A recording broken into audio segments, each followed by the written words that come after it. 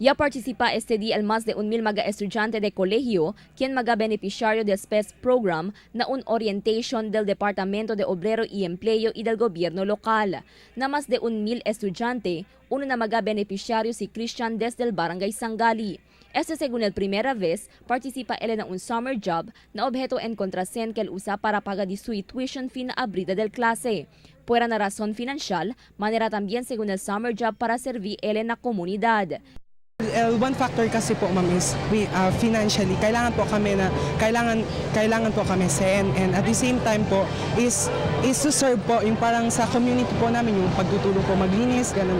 Semejantes razón también porque participa na summer job si Christine desde el Barangay Lunsuran. Según con él, por medio del programa de SPES, él puede ayuda con sus mayores por medio de su sueldo na summer job.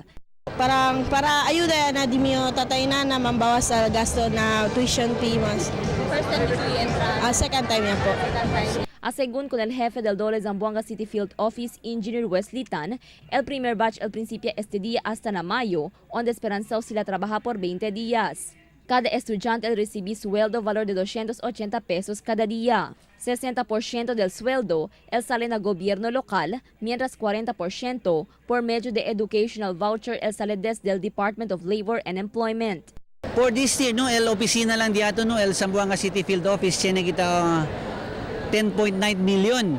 Of that allocation, no, el city government, yan man-pledge sila 9.2 million amos el dila 60% counterpart, so el department namin el man-share el 40% in the form of educational voucher in the amount of 6.1 million.